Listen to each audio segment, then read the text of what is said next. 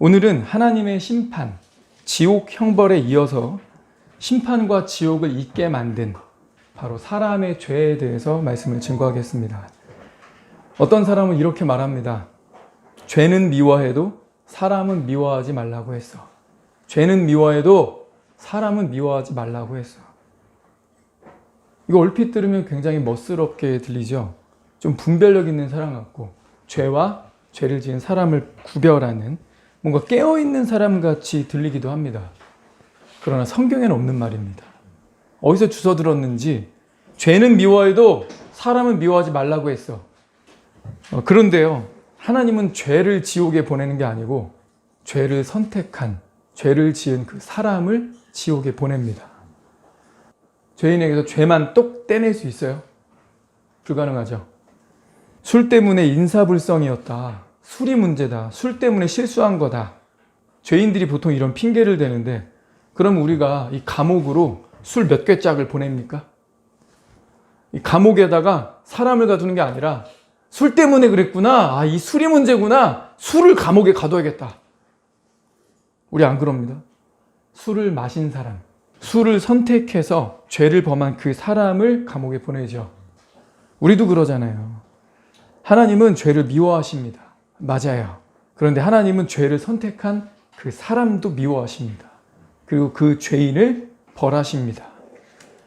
계시록 21장 8절. 그러나 두려워하는 자들과 믿지 아니하는 자들과 흉악한 자들과 살인자들과 음행하는 자들과 점술가들과 우상 숭배자들과 거짓말하는 모든 자들은 불과 유황으로 타는 못에 던져지리니 이것이 둘째 사망이라. 믿지 않는 자들이 두 번째 주자로 언급이 됐죠. 아니, 그럼 도대체 첫 번째는 뭐야? 영원 형벌 받을 자들이 누구인지 정확하게 짚어주는 대목인데, 그 대목에서 제1주자, 영원 형벌을 당할 제1주자는 믿지 않는 자들이 아닙니다. 그럼 도대체 누구냐고. 두려워하는 자들이라고 했죠. 두려워하는 자들. 여기서 두려워하는 자들은 누굴까요? 교회를 다니는 자들입니다. 하나님 계신 거 알고 교회 생활 나름 하고 있고, 그런데 구원받지 않은 사람들입니다. 왜 두려워하는 걸까요? 아니, 뭘 두려워하는 걸까요? 같은 책을 기록한 요한은 이것을 이해할 수 있도록 요한일서에 이렇게 기록했습니다. 요한일서 4장 18절에 사랑 안에 두려움이 없고 온전한 사랑이 두려움을 내쫓나니 두려움에는 형벌이 있음이라. 두려워하는 자는 사랑 안에서 온전히 이루지 못하였느니라. 교회를 다니지만 항상 두려워해요. 학생들 가르쳐보면 공식 외웠다고 해서 시험 문제 풀지 못합니다. 선생님들은 공식 알려주면서 동시에 관련된 문제를 풀어주죠. 그리고 학생들한테 비슷한 문제를 숙제로 내주면서 집에 가서 해갖고 오라고 합니다. 그럼 애들은 집에 가서 그 문제들을, 비슷한 문제들을 열심히 풀어보고 연습합니다. 때론 학원도 다니고요. 과외도 받습니다. 더 많은 문제를 접해보고 연습을 합니다. 그래야 시험 볼 때 자신감이 조금 생기죠. 숫자를 바꾸고 다른 방식으로 문제를 내도 풀려면 연습을 해야 합니다. 훈련을 해야죠. 그리고 그럴 때 합격의 기쁨을 누릴 수 있습니다. 평소에 스스로 문제 풀어보고 연습하는 과정 없이 시험장에 가면 시험에서 자신이 없듯이, 평소에 자기가 하나님과 교제 없이 그저 지식만 가지고 교회 다니는 사람은 두려움에 떱니다. 저는 지금 노력해야 된다, 행위 구원을 말하는 게 아닙니다. 율법주의를 말하는 것도 아닙니다. 교회 생활하면 할수록 느끼는 거지만 지적 동의를 구원으로 착각하는 경우가 얼마나 허다합니까? 막상 상황 닥치고 문제가 터지면 내가 믿었었는지 그냥 지적 동의로 교회를 다닌 건지 드러나죠. 어떤 문제, 어떤 상황, 어떤 환경이 딱 조성되면 이 사람이 진짜 믿었었는지 그제야 알 수가 있습니다. 믿음의 주요, 온전케 하시는 이인 예수께서 눈앞에 나타났는데 그 당대의 사람들, 바리새인 율법사 서기관들은 예수님을 부인했습니다. 그들이 오랫동안 회당 생활을 했지만 그들의 회당 생활이 얼마나 지적 동의였는지가 드러난 거죠. 구원은 티켓 따는 게 아닙니다. 구원은 과정이고, 구원은 관계이며, 구원은 그리스도와 결혼하는 것입니다. 성경이 그리스도와 연합한다, 그리스도와 결혼한다라고 증언하고 있잖아요. 방금 읽은 이 요한일서 본문에서도 사랑 안에, 온전한 사랑이 사랑 안에서, 계속 사랑을 언급하고 있죠. 그리스도와 나의 관계 속에 이 사랑이 빠진 사람들, 이 사람들은 두려워하다가 지옥 형벌에 떨어지게 된다는 겁니다. 로마서 8장 15절에 너희는 다시 무서워하는 종의 영을 받지 아니하고 양자의 영을 받았으므로 우리가 아빠, 아버지라 부르짖느니라. 무서워하는 영을 받지 않았다. 우리는 아들의 영, 자녀가 되었음을 증언합니다. 자식은 부모님의 사랑을 신뢰하기 때문에 부모님의 징계를 받아들일 수 있습니다. 그러나 반복해서 죄를 짓는 종은 주인의 처벌을 기다려야 되기 때문에 두려워 떨게 되죠. 결혼했습니까? 결혼한 것 같은데요. 자식 있습니까? 있는 것 같은데요. 이러면 이상한 거죠. 결혼했으면 한 거지, 결혼한 것 같은데요는 뭐예요? 자식 있으면 있는 거지, 자식 있는 것 같은데요. 이게 뭔 말이래요? 이렇게 대답하는 사람 없어요. 그런데 이상하게도 거듭남, 구원받음에 대해서는 대부분의 사람들이 그런 것 같습니다. 거듭났습니까? 거듭난 것 같은데요. 요즘 조금 구원받았습니까? 구원받은 것 같기도 하고. 이건 솔직히 말하면 그 사람이 구원에 대해서 별 관심이 없다는 증거입니다. 그 사람에게 확신할 필요가 없는 일이니까 이 질문에 확답을 못하는 거지요. 언제까지요? 수년째 말입니다. 그냥 교회 와서 앉아있을 때는 듣고는 있지만 결코 이 복음과 구원이 자기 것이 되지 못합니다. 이제는 진지해져야 합니다. 이제는 자기 영혼을 정말 귀하게 여기면서 확실하게 약속된 이 심판과 지옥 형벌 앞에서 나의 이 죄 문제를 직면해 봐야 합니다. 오늘이 바로 이 문제를 직면하는 그 시작일이 되기를 바랍니다. 내가 왜 구원을 받아야 하는가? 교회 가면 허구한 날 구원받아야 한다, 하나님이 구원해 주신다 이러는데 내가 왜 구원을 받아야 합니까? 내가 죄인이기 때문입니다. 사람들은 죄인이라고 하면 교도소에 간 사람을 떠올리는 것 같아요. 그런데 성경에서는요, 죄인이라고 하면 그냥 사람이라고 말합니다. 시편 51편 5절입니다. 시작. 내가 죄악 중에 출생하였으며 모친이 죄 중에 나를 잉태하였나이다. 호랑이는 엄마 뱃속에 있을 때도 호랑이고 자라면서도 호랑이죠. 그래서 자라면 사나운 기질이 나옵니다. 이 새끼일 때는 강아지랑도 같이 키우고 사람들이 안고 막 쓰다듬어 줘요. 근데 크면 사람들은 이 호랑이를 강아지든 사람하고 격리시킵니다. 왜 그러죠? 맹수의 사나운 기질이 있으니까. 물고기는 태어나면서부터 헤엄치는 기질을 가지고 태어납니다. 마찬가지로 사람은 태어나면서 죄 짓는 기술을 가지고 태어납니다. 사람이 양심을 가지고 있는 동시에 죄의 기질을 가지고 태어난다는 거죠. 어릴 적에 그렇게 순하고 귀엽고 순수해 보이는 아이들도 10대, 20대 되면서 죄가 튀어나오기 시작하죠. 말을 배우기 시작하면서 거짓말을 합니다. 아버지도 어머니도 삼촌도 이모도 주변에 누구도 이 아이에게 거짓말하는 걸 가르쳐준 적이 없는데 스스로 합니다. 예레미야 13장 23절. 구스인이 그 피부를 표범이 그 반점을 변할 수 있느냐? 할 수 있을진데 악에 익숙한 너희도 선을 행할 수 있으리라. 표범이 이 반점을 막 긁어가지고 반점 있는 그 부분에 털을 막 뽑고 막 발톱으로 긁으면 얘가 그 피부를 깨끗하게 할 수 있겠느냐? 표범이 그 반점을 없앨 수 있겠느냐? 만약 그럴 수 있다면 악에 익숙한 너희가 선을 행할 수 있을 것이다. 이 말은 이 사람이 선을 행할 수 없다는 거죠. 표범이 어떻게 반점을 희게 합니까? 흑인이 피부를 하얗게 못 만들지 표범이 반점을 없앨 수 없지 너희들이 선을 행할 수 없는 거랑 마찬가지다. 하나님은 인간이 선을 행할 수 없다고 단언하십니다. 왜 포도를 맺었느냐? 포도 씨를 받았으니까. 왜 가시나무가 되었느냐? 가시나무의 씨를 받았으니까. 왜 죄를 짓느냐? 죄의 씨를 받았으니까. 원죄는 우리에게 이렇게 말합니다. 네가 죄를 지어서 죄인이 아니다. 죄인이어서 죄를 짓는 거다. 네가 죄를 지었으니까 아이고 죄인이네 이게 아니라고요. 너 죄인이어서 죄 짓는 거야. 당연한 거야 라고 말합니다. 뿌리부터 죄인이기 때문에 뼛속 깊이 죄성을 가지고 태어나기 때문에 구제불능이라고 말하는 거예요. 선을 행하려고 하는 것도 남들에게 보이기 위해서, 인정받기 위해서, 뭔가 이득을 위해서 하는 위선이라는 거죠. 근데 우리가 은근히 이 원죄의 교리를 안 믿습니다. 성경이 원죄의 교리를 얘기하니까 사람은 태어날 때부터 죄인이라고 얘기를 하니까 지적 동의를 하는 것 같은데 사실 이거 잘 안 믿습니다. 이 교리를 믿기에는 내가 그렇게 죄인 같아 보이지 않거든요. 그렇지 않아요? 내가 이 교리를 믿으면 내 자존감에 손상을 입습니다. 이 교리를 믿으면 나는 철저히 무능한 자가 됩니다. 맞습니까? 너 태어날 때부터 죄의 씨를 받아서 그런 거야. 넌 기회와 환경이 안 주어져서 그렇지 너도 쟤랑 똑같을 수 있어. 잘난 척하지 마. 너 뼛속 깊이 죄인이야. 너는 철저히 무능해. 구제불능이야. 이게 원죄교리예요. 태어날 때부터 그냥 죄성을 가지고 태어난다 이런 문장이 아니고요. 이 원죄 교리는 우리를 짓누릅니다. 무능하다고 막 선포합니다. 자존감에 상해를 입습니다.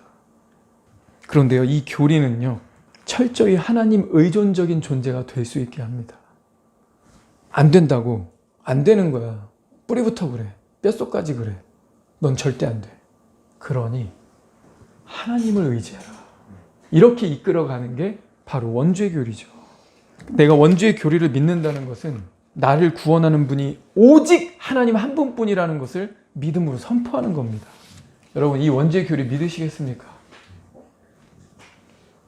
우리가 무엇으로 죄를 짓느냐? 성경은 구체적으로 이것까지 지적을 하고 있는데요.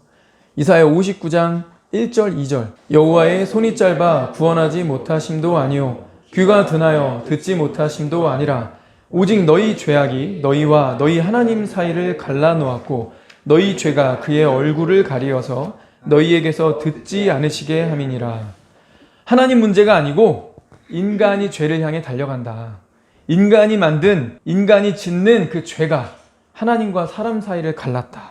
구체적으로 뭐가 그렇게 죄를 지었을까요? 3절에 말합니다. 이는 너희의 손이 피해 너희 손가락이 죄악에 더러워졌으며 너희 입술은 거짓을 말하며 너희 혀는 악독을 내밀어. 손으로 죄를 짓습니다. 남의 것을 훔치기도 하고요. 만지면 안 되는 거 만지고 손으로 때리기도 하고 손으로 많은 죄를 짓습니다. 또 사람이 입을 가지고 온갖 나쁜 짓을 하죠. 입으로 사기치고 입으로 거짓말하고 악한 말을 하고 뒷담화를 하고 남에게 상처 주는 말을 합니다. 또 7절 8절에는 그의 발은 행악하기에 빠르고 무죄한 피를 흘리기에 신속하며 그의 생각은 악한 생각이라. 황폐와 파멸이 그 길에 있으며 그들은 평강의 길을 알지 못하며 그들이 행하는 곳에는 정의가 없으며 굽은 길을 스스로 만드나니 무릇 이 길을 밟는 자는 평강을 알지 못하느니라. 우리의 발로 가지 말아야 할 곳에 가고 밟지 말아야 할 것을 자꾸 밟습니다. 하나님이 인간의 머릿속을 보시면 인간은 죄악된 생각으로 가득하다는 거죠. 사람은 눈으로, 손으로, 발로, 입으로, 생각으로 일생 동안 온갖 죄를 짓습니다. 그래서 이사야는 이렇게 증거합니다. 12절에 이는 우리의 허물이 주의 앞에 심히 많으며 우리의 죄가 우리를 쳐서 증언하오니 이는 우리의 허물이 우리와 함께 있음이라. 우리의 허물이 함께 있대요. 우리의 죄악을 우리가 아나이다. 내가 고집스러운 거 알아요. 내가 고약한 거 알아요. 시키면 괜히 더 하기 싫은 거 알아요. 근데 어쩌라고요? 하기 싫은데요? 안 할래요. 그러면 그냥 끝나는 거예요. 사람으로 태어나서 일생 동안 우리가 얼마나 많은 죄를 짓는지 우리가 안다는 겁니다. 우리의 죄가 얼마나 구체적인지 잠언도 설명을 하고 있습니다. 잠언 6장 16에서 19절 함께 읽을까요? 여호와께서 미워하시는 것 곧 그의 마음에 싫어하시는 것이 67가지니 곧 교만한 눈과 거짓된 혀와 무죄한 자의 피를 흘리는 손과 악한 계교를 꾀하는 마음과 빨리 악으로 달려가는 발과 거짓을 말하는 망령된 증인과 및 형제 사이를 이간하는 자니라. 자, 이 중에 하나라도 나는 요건 안 해본 것 같다 라고 말하시면 거짓말하는 죄 추가하는 거죠. 여기서 가장 근본이 되는 것은 바로 마음입니다. 손으로, 발로, 입술로, 우리 생각으로 온갖 죄를 짓는데 이거의 근원이 되는 것이 바로 이 마음이죠. 온갖 죄의 근원, 바로 마음입니다. 잠언 26장에는 온유한 입술의 악한 마음은 낮은 은을 입힌 톡이니라. 원수는 입술로는 꾸미고 속으로는 속임을 품나니 그 말이 좋을지라도 믿지 말 것은 그 마음에 7가지 가증한 것이 있습니다. 자, 온유한 입술의 악한 마음은 낮은 은을 입힌 톡이니라. 말로는 온유하게 말합니다. 부드럽게 말합니다. 근데 속에는 무슨 생각을 하고 있는 거예요? 악한 마음이 있을 수 있다. 입술로는 꾸미지만 속으로는 뭐 한다고요? 속임을 품는다. 그 말이 듣기에는 그럴싸할지라도 믿으래요? 믿지 말래요? 믿지 말래요. 그 속에 뭐가 있다? 가증한 7가지가 있다. 나이 먹을수록 거짓말이 더 스킬이 아주 좋아집니다. 눈빛 관리, 표정 관리하면서 거짓말이 아닌 것 같이, 속마음은 아닌 것 같이 말하는 그 기술이 계속 생깁니다. 왜냐하면 있는 그대로 말했다간 이럴 것 같거든. 생각이 점점 영악해질 수 있는 거죠. 겉과 속이 다른 것, 표리부동한 것을 성경은 지적하고 있는 겁니다. 전도서 7장 20절부터는 선을 행하고 전혀 죄를 범하지 아니하는 의인은 세상에 없기 때문이로다. 또한 사람들이 하는 모든 말을 내 마음에 두지 말라. 그리하면 내 종이 너를 저주하는 것을 듣지 아니하리라. 너도 가끔 사람을 저주하였다는 것을 내 마음도 알고 있느니라. 여러분, 우리 되게 예민하죠? 교회가 깨지는 것, 사람들이 교회를 떠나는 것은 성경의 교리 때문이라고 하지 않습니다. 예배가 마음에 안 들어도 아니라고 합니다. 누구랑 싸워서 나간다고 하죠. 근데 왜 싸웠는가 그 근원을 막 출처를 찾아가 보면 제가 먼저 그랬어요. 내가 들었는데 그 사람 이름은 얘기해 줄 수 없고 돌아 들었는데 저 없는 데서 이렇게 말을 하더라고요. 완전히 말을 왜곡해서 변조해서 완전 싸가지. 나 그런 적 없는데 이렇게 해가지고 내 소문을 악소문을 퍼뜨렸더라고. 완전 재수없어. 그리고 그런 것들이 쓴뿌리가 되고 마음 깊이 막 분노를 계속 해결하지 못하고 채로 쌓고를 시전하다가 결국 한쪽의 교회를 떠나는 거죠. 근데 성경이 뭐래요? 주인과 종의 관계를 얘기하면서 다른 사람이 나에 대해 뭐라고 말할까? 그거 자꾸 귀 기울이지 마라. 그거 신경 쓰지 마라. 내가 시키면 일하고 있는 그 종도 네 욕을 하고 있다. 그리고 여기 너도 가끔 사람을 저주하였다는 것을 네 마음도 알고 있다. 가끔이라고 번역됐는데 이거 아쉽습니다. 이거 many times예요. many times. 자주예요. 너도 자주 사람을 저주하였다는 것을 너도 알지 않냐? 라고 우리에게 네 모습 좀 보라고 얘기를 해주는 거죠. 너도 남 욕하잖아. 자주 하잖아. 네 마음이나 다른 사람 마음이나 같기 때문에 다른 사람도 그렇게 하고 있는 거야. 그러니 괜히 기분 잡히고 싶지 않으면 다른 사람들이 너에 대해서 뭐라고 말할까 너무 귀 기울여 들으려고 하지 마. 야, 걔가 뭐라 그랬는데 어머? 야, 혹시 걔 이렇게 얘기하고 다닌 거 아니야? 내가 알아서 할게. 내가 못 들은 척 할 테니까 얘기해봐. 걔 뭐라 그랬는데 걔가 나한테? 그래? 이러면서 이제 교회 떠나기 위해서 시동 거는 거죠. 전도서 9장 3절에 모든 사람의 결국은 일반이라. 이것은 해 아래에서 행해지는 모든 일 중에 악한 것이니 곧 인생의 마음에는 악이 가득하여 그들의 평생에 미친 마음을 품고 있다가 후에는 죽은 자들에게로 돌아가는 것이라. 인생의 마음에 악한 것이 가득하다고 얘기했어요. 그죠? 인생에 여기 마음에 악이 가득 차 있어요. 근데 다르게 뭐라고 표현했냐면 평생에 미친 마음을 품는데요. 그러니까 악이 미친 마음이랑 같은 거죠. 여기에 악이 가득하다면서요. 근데 평생 동안 미친 마음을 품고 있다면서요. 같은 거예요. 뭐에 미쳐 있습니까? 인생의 마음에는 선이 아니라 악이 가득합니다. 별별 미친 마음을 가득하게 품고 있다가 죽는다는 거죠. 어떤 사람은 정치에 미치고, 어떤 사람은 스포츠에 미치고, 어떤 사람은 쾌락에 미치고, 어떤 사람은 음란한 거에 미치고, 어떤 사람은 드라마에 빠지고, 뭔가에 평생 미친 마음을 품고 살다가 죽는다는 겁니다. 예수님도 비슷하게 말씀하셨어요. 마가복음 7장 같이 읽겠습니다. 시작.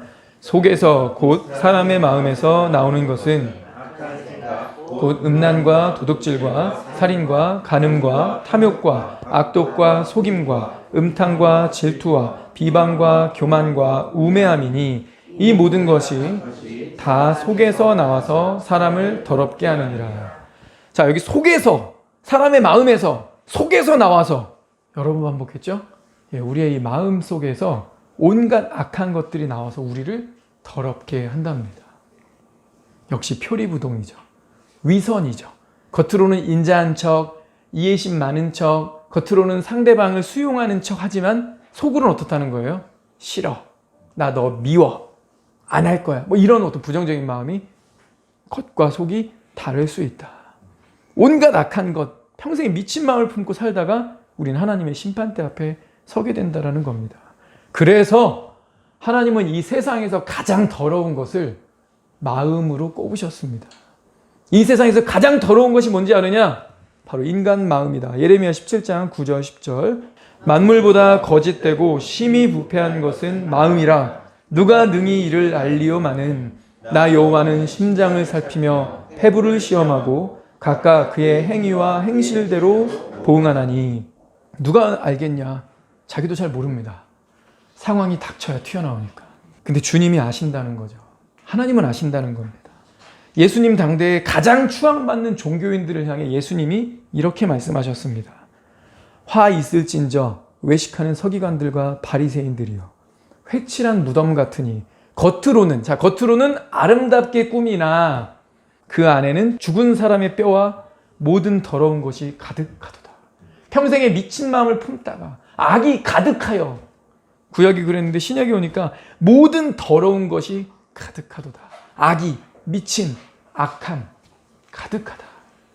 겉모습은 하나님을 향한 열심이 있는 것 같지만 영혼은 죽었고 속은 부패해 있다는 거죠.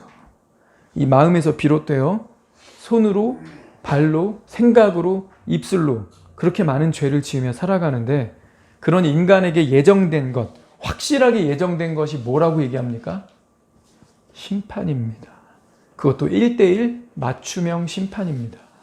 히브리서 9장 27절. 한 번 죽는 것은 사람에게 정해진 것이요 그 후에는 심판이 있으리니. 성경은 하나님이 계시기 때문에 죽음 뒤에 심판이 있다고 말합니다. 10장 30절에는 원수 갚는 것이 내게 있으니 내가 갚으리라 하시고, 또다시 주께서 그의 백성을 심판하리라 말씀하신 것을 우리가 아노니. 알고 있습니까?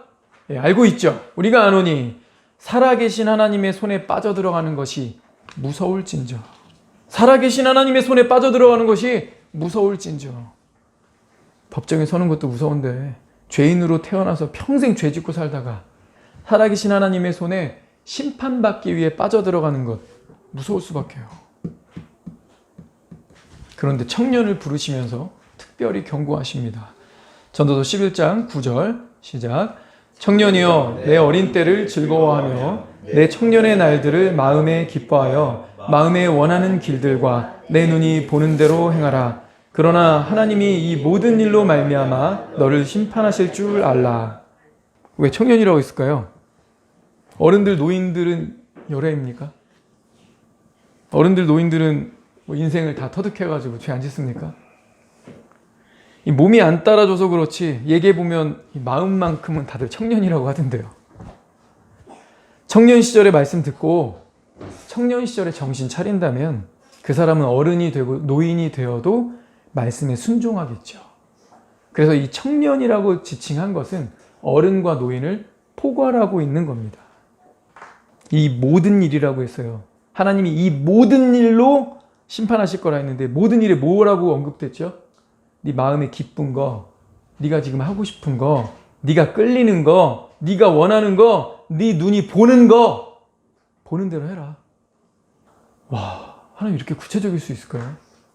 이 모든 일로 심판할 건데 이 모든 일이 뭘 말하는 건지 알려줄게. 너 끌리는 거, 네가 하고 싶은 거, 네가 원하는 거, 네가 지금 눈으로 보고 있는 거, 견물생심. 그래서 자꾸 보는 거. 하고 싶은 대로 해. 하고 싶은 대로 해. 그러나 그거 하나하나가 심판의 대상이 된다는 거죠. 제 얘기 아닙니다. 제 해석도 아니죠. 여기 그렇게 써 있잖아요. 네 어릴 때 즐거워하면서 네 어릴 때부터 네가 하고 싶은 거 있지? 마음에 기뻐하면서 네가 원하는 거 있지? 복수로 써 있어요. 원하는 길들, 날들. 네 눈이 원하는 대로 가. 그런데 그거 하나하나 다 심판할 거야. 전도서 12장 14절에 하나님은 모든 행위와 모든 은밀한 일을 모든 every예요. every. 이 모든 것들을 하나님은 선악간에 심판하시리라. 그래서 하나님은 심판받을 거 각오하고 죄 지으라는 겁니다. 저와 여러분에게 하나님 뭐라고 말씀하시는 거예요?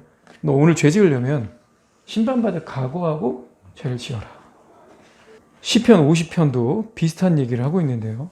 내가 교훈을 미워하고 내 말을 내 뒤로 던지며 도둑을 본즉 그와 연합하고 간음하는 자들과 동료가 되며 내 입을 악에게 내어주고 내 혀로 거짓을 꾸미며 앉아서 내 형제를 공박하며 내 어머니의 아들을 비방하는도다. 내가 이 일을 행하여도 내가 잠잠하였더니 내가 나를 너와 같은 줄로 생각하였도다. 그러나 내가 너를 책망하여 내 죄를 내 눈앞에 차례로 베풀리라 하시는도다. 하나님을 잊어버린 너희여 이제 이를 생각하라. 그렇지 아니하면 내가 너희를 찢으리니 건질 자 없으리라. 근데 하나님 얼마나 당당하십니까? 내가 너희를 찢으리니 건질 자 있다 없다? 없다. 열방의 모든 신은 헛것이다. 인간이 만든 우상 아니냐? 하나님 항상 당당하시죠. 근데 그 하나님 뭐라고 하시는 거예요? 네가 이런 죄를 지었을 때 내가 잠잠했더니 내가 너 같은 줄을 생각하고 있구나. 그거 착각이다. 그 오해다. 내가 내 죄를 어떻게 하겠대요? 내 눈앞에 차례로 낱낱이 드러내겠다. 네가 청년일 때 눈으로 보는 거, 네 마음이 원하는 거, 네 마음이 기뻐하는 거, 네가 하고 싶은 거, 네가 끌리는 거, 그래? 해라. 내가 너에게 자유의지를 주었으니 넌 로봇이 아니다. 내가 너를 인격적으로 지었으니 너는 그걸 선택할 수 있는 자격이 있다. 근데 말이야, 내가 그거 하나하나 심판할 거라는 건 각오하고 그 죄를 선택하라고 말씀하시는 거죠. 그러니 어떻게 해야 됩니까? 하나님이 하나하나 심판하시겠다는데 우리 어떻게 해야 됩니까? 하나님 말씀하십니다. 20절에 이제 생각하라. 이제 생각하라. 내가 너를 이렇게 심판할 것인데 생각하라. 죄를 다 끄집어내서 심판할 텐데 이 죄 문제 해결하지 않고 죽음을 건너오면 무자비한 심판밖에는 남은 게 없다는 거죠. 심판이 없다는 거 거짓말입니다. 심판이 설마 있을까? 있습니다. 확실히 있습니다. 정리해보면 사람은 죄인인 것이 사실이고 사람은 죄를 지은 것이 사실이고 사람이 죽는 것이 사실이며 심판받는 것이 사실이고 심판 이후에 지옥 형벌을 받는 것도 사실입니다. 그래서 어떻게 해야 된다는 거예요? 우리가 구원받아야 된다는 거예요. 그래서 우리가 구원을 받아야 된다. 내가 할 일은 뭘까요? 예레미야 29장 13절 너희가 전심으로 나를 찾고 찾으면 나를 만나리라. 시편 34편 116편 6절 여호와는 마음이 상한 자에게 가까이 하시고 중심에 통회하는 자를 구원하시는도다. 여호와께서는 어리석은 자를 보존하시나니 내가 낮게 될 때에 나를 구원하셨도다.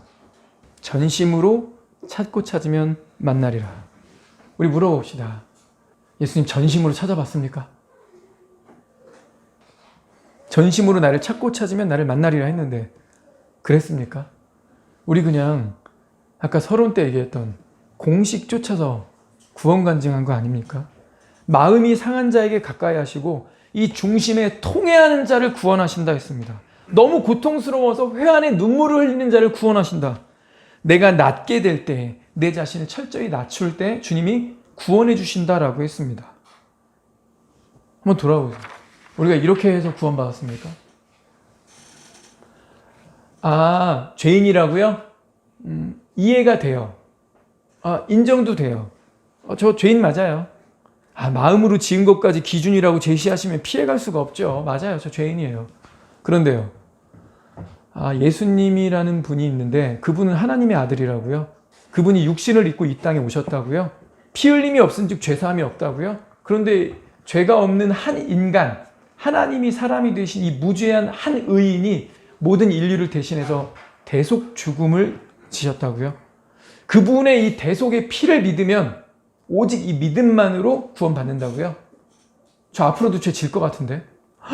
과거, 지금, 앞으로의 죄까지도 모두 이 믿음 하나로 해결된다고요? 믿어요! 믿을래요? 이렇게 좋은 게 어딨어? 믿어요, 믿어요. 아니, 바보 아니고서야. 이거 지금 1분도 안 걸렸는데 이걸 복음이라고 공식을 뭐 이렇게 풀고 있는데 안 믿는다고 말할 필요 뭐 있어요? 안 믿는다고 하는 게 그게 바보 아니에요? 이렇게 쉬운데 믿어요라는 말을 누가 못해요? 지적 동의죠. 지적 동의죠. 진짜 믿는 건가요?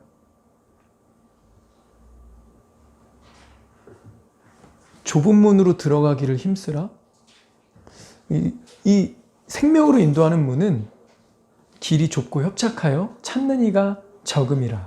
근데 이 좁은 문 통과하기도 쉽지 않지만 좁은 문 통과한 다음에 영생으로 가는 길은 또 어떻습니까? 길도 좁죠. 그죠? 그래서 이 사람이 좁은 문을 들어갔는지 안 들어갔는지 내가 어떻게 알아? CCTV로 이 사람 맨날 지켜봤어. 이 사람이 복음 듣고 뭔가 막 이러는 거 내가 봤어. 마음에 들어가 봤어. 몰라요. 그리고 나도 나 자신 몰라요. 내가 지금 들어갔는지. 뭐만 알 수 있어요? 이 사람이 그 길을 걸어가고 있는지. 내가 지금 그 길을 걷고 있는지 나는 알죠. 내가 예수님이랑 자꾸 주말 부부 하고 있는지, 그분과 동행하고 있는지. 주님이 곧 오신다라고 하는데 그것도 혹시 지적 동의 아닙니까? 주님이 곧 오신다고 하는데 하나님을 기쁘시게 하는 자라는 증거를 받았습니까? 매일 받아가고 있습니까? 그동안 우리 교회는 계속 이렇게 프린트물로 많이 나눠드리고 말씀들을 여기다 이렇게 인쇄도 하고 매주 드렸지만 아마 만약에 오늘 이 프린트물을 집에 가져가서 복습하신다면 그 어느 주보다도 내용이 재미없고 불편하고 편한 게 하나도 없을 겁니다. 왜요? 계속 죄 얘기하잖아요. 너 죄성을 가지고 태어났어. 너 뼛속 깊이 죄인이야. 너 구제불능이야. 원죄로 시작해서 너 손으로 죄졌지, 발로 죄졌지, 눈이 하는 짓을 봐라. 네가 안목의 정욕 죄를 셀 수나 있겠냐? 네 생각, 내 눈엔 안 보이지만 네 생각으로 마음으로 짓는 죄를 생각해봐라. 너 죄인이야. 그리고 그 죄는 영원한 형벌이야. 너 심판받을 준비해라. 너 하나하나 낱낱이 다 까발려진다. 너 큰일 났다. 불편하죠. 진짜 불편하죠. 재미 하나도 없습니다. 근데 이거 직면하셔야 돼요. 이거 직면한 사람이 구원받는 겁니다. 그리고 이걸 직면해야 맨 마지막 내가 할 일이 뭐냐? 통회할 거 아닙니까? 마음이 상할 거 아닙니까? 주님, 이따위 설교 듣고 지금 마음이 상했습니다. 기분이 나쁩니다. 내가 그렇게 죄인입니까? 그리고 뭐 하나하나 다 까발립니까? 창피하게. 그렇게 하시겠다고요? 이미 약속을 해놨네, 수천 년 전에. 불편한 예배 드리러 왔는데. 집에 가는데 왜 이렇게 불안하냐? 두려워하는 자들, 지옥 형벌의 맨 첫 번째, 퍼스트 그 자리에 앉혀주신다고요? 나 두려운데. 온전한 사랑을 이루지 못했는데. 주님, 마음이 상합니다.